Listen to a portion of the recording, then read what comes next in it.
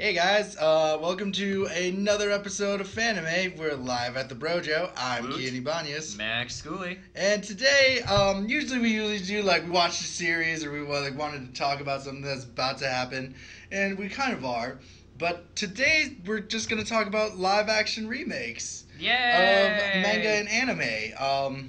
I mean, with the recent Death Note, Bleach, I feel like we should just talk about it and have a conversation. Yeah. And so we have talked about the Death Note trailer, but I didn't think we'd talk about it in depth enough. No, because it was just on a podcast, so we kind of on a couple of podcasts. Yeah. Which I will drop the links down below if you want to hear those insights. Scroll down, click on the more details. There should be shit there, maybe. Hopefully. I'm getting better at that. There might be shit there. There might be, but you should just go to our channel and they say Death Note. Like, subscribe, follow us on Instagram, Twitter, YouTube. Stop it. It's getting weird. So we saw, let's just talk about the Bleach trailer real quick, because it was only 32 seconds. Yeah, it's only 30 seconds. It looks cool. It looks like it could be good. Right. Something I'm worried about is them tanking out on, the actors kind of just, not being the greatest. But just looking like the character. Yeah. And I think that's a lot, as bad as it sounds, a lot of the Japanese live-action movies that I saw, it's because the characters looked like them that people are like, oh, it's amazing. Yeah. And, we'll get into, what I think are bad examples of bad live-action adaptations, in my personal opinion and in Max's. But, I mean, he looks like Ichigo. Oh, yeah. He's got the orange hair and everything. It's obviously not his real hair. Right. And it's pretty Japanese obvious, or Korean, or wherever they're doing this out of. Japan. I don't know. But it's pretty obvious that that's not his original hair. I mean, they even got his Zanpakuto right looking. Yeah. That was the thing. I have high hopes for it. Right, and the animation looks good for when they're doing shit the animal creature CGI. Yeah. Yeah, that looked good. Another thing I'm worried about is the non-action scenes. Something that live actions bother me on is a lot of their interaction when they're just sitting down gets to be really almost awkward at times, because they try and if they try and follow the story and there's an whole 2 episodes where people are fucking sitting down, they lose a lot of it. Right, and I totally understand. And then I really do want to get into the real in-depth of that Death Note trailer. From the American, because we have a Japanese live action movie trailer we saw, and now we have an American live action trailer of an anime we saw. Yeah. And the first thing I want to point out is that what it's doing is it's taking off a lot of American ideals, though, if you look at it very carefully. That he looks like he's attacking a terrorist organization and shit like that. Yeah. And I also I as much as, yes, whitewashing is a terrible thing, but, when his name is not Light Yagami, his name is Light Turner, it totally makes a lot more sense to have, a white dude playing him. Well, I think it's not so much whitewashing as just straight up Americanizing it. They're, taking the concept and taking core people that we know and recreating them. The Shinigami are obviously going to be the same Shinigami. Right, you can't and fucking change that. They find that in Japanese culture. I get that, but Yeah. they explain what a Shinigami is. It's it's from Japanese culture, so so you guys exist. I don't have a problem with that. The thing I have a problem about with this movie is that I think it's too big for its britches. Yeah, the I way think it they're looks taking on a lot. Looks like it's more whereas Light would kill people because they were terrible people. Singular people or just prisoners. He's attacking terrorist organizations, things like that. Yeah. So I think it's a bigger scale. How do you do that? The whole detective cat and mouse chase story. I don't know. It seems like such a grander scale. That's the only thing I have a problem with. Because I don't even mind L. I think the concept that they used for L is very interesting. Right. I'm okay with having it. his face covered up. In 2006, yes, being behind a screen would be much more prevalent, but everyone's behind a screen now. It's much more ballsy to be find me now. Right. And I don't know. They're very much Americanizing it, and instead of fighting random stray people, it's very much America's anti-terrorist. That's our huge thing. Right, and taking but and he also kills people L never killed his classmates, but he's obviously killing the dude who bullied him. If you look at that trailer, Yeah, like, it pretty much looks like he's fucking this up. it's like he's a straight up murderer now. He's not like a god. Yeah. Like he thinks he's a god, but like I like the Kira cult thing that they're going on with instead of like, you know. It's gonna be interesting to see how they take it. We didn't get a whole lot from our preview. Right. We got enough. We got enough to like see some of the main cast. We know we kind of got a base storyline, but we don't know like how shit's gonna go down. And that's what I mean. Like what I guess I'll go into like good examples of what makes a good anime adaptation. And unfortunately, the only two that I find to be good anime adaptations is the Rurouni Kenshin trilogy and The Edge of Tomorrow. And then if I can, I guess I'll go like anything that's adapted into a non-sci-fi romance obviously works really well because the tropes hit just the same, just without the really kawaii voices and things like that. Right. But like with the Rurouni Kenshin series, this is why the reason why it hits so well is that it's like it's not the legit anime, but it keeps the spirit of it. It keeps important parts and doesn't when they show the important parts, it's not like it's like, oh, they just shove the shit in there. Yeah, it's not shoving it down your throat. It's such a it's also well filmed. Well done. Well done, and it's such good, like so good. The characters are on point. Like I love the actor who plays Kenshin. He just plays it up really goofy and really funny, and then really serious when he has to be. And then the next one I have to call out is Edge of Tomorrow. Now, if anyone didn't know this, Edge of Tomorrow is a adaptation of a Japanese light novel called Live, Die, and Repeat. Yeah. And this is where I come from, where like no one had a big fuss about it because no one really knew about it. Right.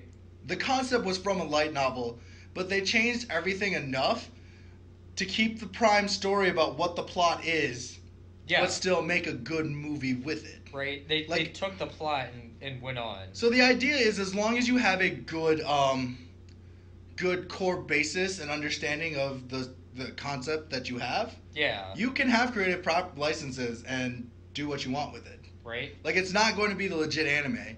And like I hate when people are like, well, that's stupid, I don't want to do this. I'm like, the anime is still there. It's not like it doesn't exist. Like the source material still exists. It's still there. Not when the live action doesn't delete the anime. If you don't like the live action, just go watch what you liked again. Right. It doesn't dilute it at all. Right? Like that's my one thing. Like before I go into this, like these are the examples of anime, movies, live adaptations that I don't find to be good.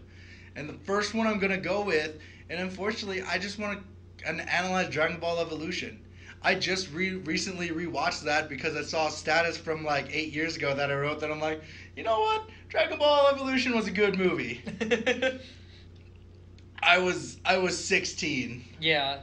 I mean, it's not a completely horrendous movie. It had points.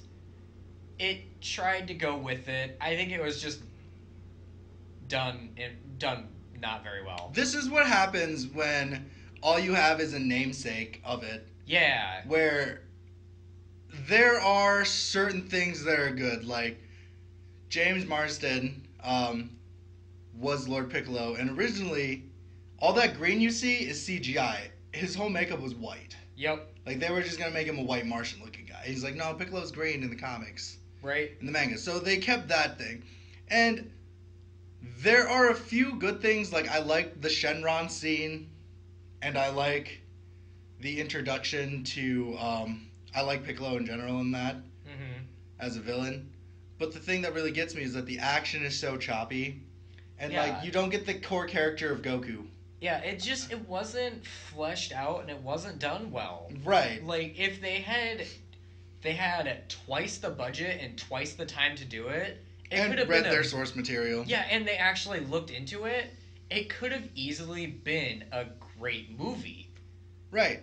But they just kind of shoved it out there and called it good without, like, doing anything with it. Like, for me, like, the way Goku was in high school, like, I get that is, like, not a prime thing of Goku. Yeah. But they could have played it off like a Gohan, like how Gohan was in high school. Like, he was awkward and, you know. Right. Like that, and he has hidden strengths and shit like that.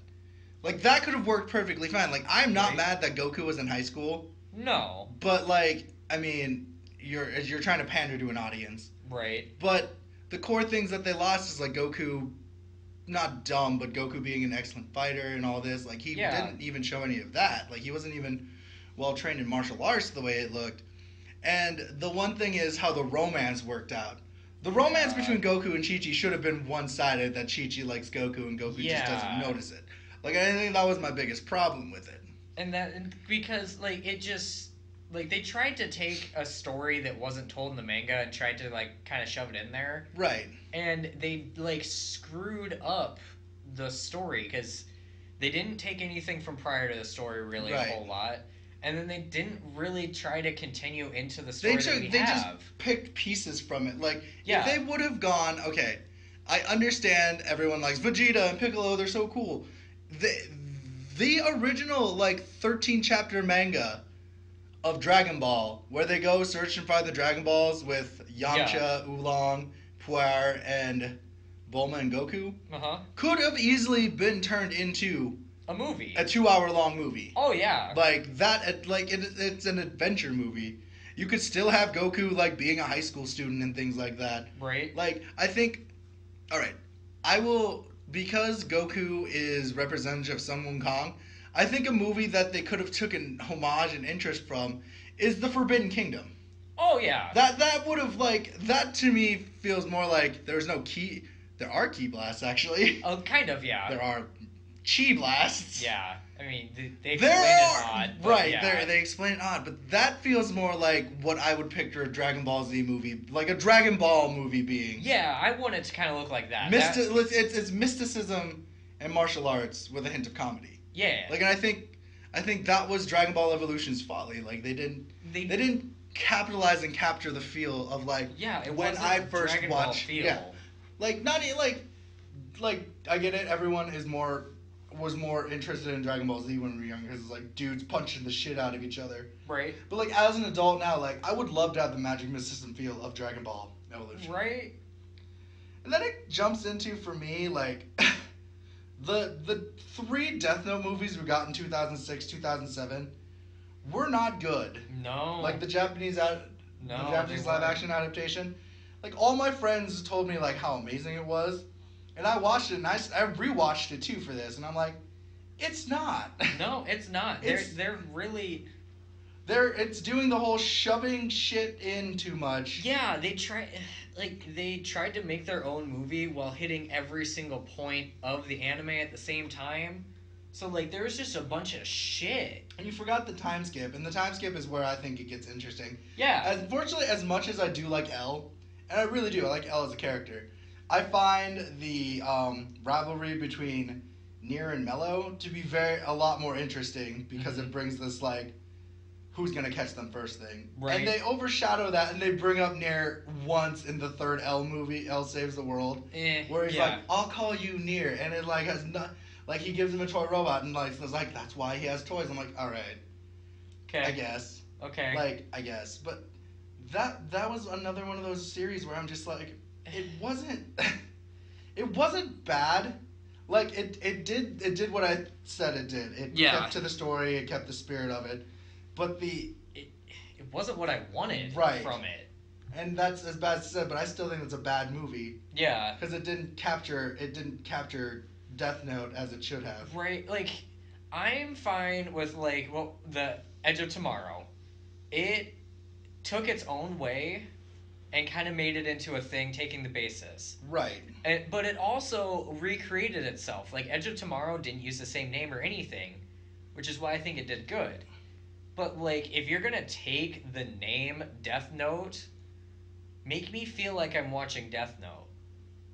Don't fuck with me. Don't shove a bunch of bullshit down my throat. Like, make me feel like I'm watching Death Note, and instead of it being animated, I have real people in front of me instead. Right, and I feel that's really like that was really its problem. And I guess like the one that everyone wants to bring up now, the newest recent one, I'm gonna skip over these two because that's fine. Is Attack on Titan.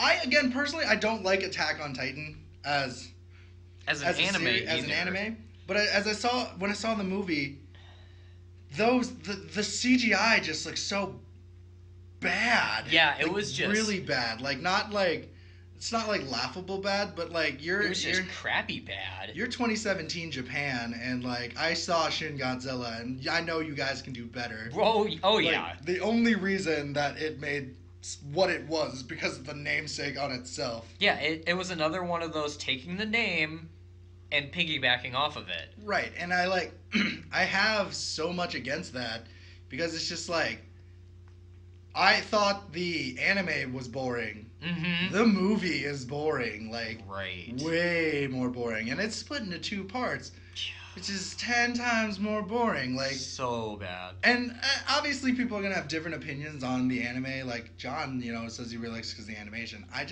always thought it was boring. Like I just never got into it. I can't even get into the animation because the whole series itself, I don't want to pay attention to it. And I have no emotional feel screen. for any of these characters. Like they're right? not cool to me. And then it goes into I want to go into another the last 3 are American made. Ghost in the Shell is the newest one, and the only reason I have a problem with Ghost in the Shell is that they keep the story of like identifying yourself, and like so what they did was they changed her. You will think they changed her name. The major was originally this person named like Maria Kilgrave or something like that, yeah. And like that's who she's trying to find out, and then you find out that she really is Maya Kusanagi. Like that, she was a teenage Japanese girl. Okay. Turned into a white lady with the cyborg stuff and things like that. Okay. Then that to me, that was the thing that I didn't like about it. That sounds almost too convoluted. Right. But like it's visually beautiful. It's awesome. Oh yeah, it looks fucking cool. I didn't see the Ghost in the Shell, but I've seen the previews and stuff. It looks like a good movie. It has good parts to it. Oh, I'm sure. The major itself was the problem with that movie. Like, how they played off the major. Because they wanted to still have her be Kusanagi, but wanted her to be Scarlett Johansson. Yeah. If you would have done that the other way, where she was still whatever her fake name was, that's cool. That's understandable. Then that makes total sense to have. I don't know. It almost felt like a scapegoat for like we're not whitewashing. Here's what actually happened. Right, and I think that to me is very, very. It's not. It's almost more irritating than like a. You're like, see, we didn't mess up, guys. Look, we did this. It's more irritating to tell us that you didn't mess up instead of just letting us watch it. Right, exactly. And then I go into the shitty, like, it's campy as fuck, and that's why I like it, but it's a bad adaptation, is Fist of the North Star. It has nothing, like, the only thing Kenshiro-esque in it is when Kenshiro punches someone, they explode. Oh, really? Yeah, and it's just, it has Malcolm McDowell in it playing a weird bad guy. It's a bad movie. Huh. Yeah, see, I never watched the movie. Oh, we gotta watch it sometime. We'll watch it eventually. But I'm bringing this up as a bad anime adaptation, because it's just like, again, they don't take the core of the story. Like, you don't have to make the story. All right? Yeah. You don't have to make the story bit by bit by bit. You have to bring in the feeling of the story. Yeah, make me feel like I'm watching it. Yeah. Make it feel like it's an episode of that or a chapter in the manga. Right. Like, it doesn't have to be the manga. Oh, no. It has to just have that feeling. And I think that's the problem with a lot of these Japanese, like, live-action remakes. Not even Japanese, because, like, I like a lot of the Japanese remakes. Some Japanese are pretty good, but, like, at other times they're not. And then the last one is Blood the Last Vampire. And I only bring this up because I really like Blood the Last Vampire as the movie. Yeah. The anime movie. It's so good, and it's so interesting. Right?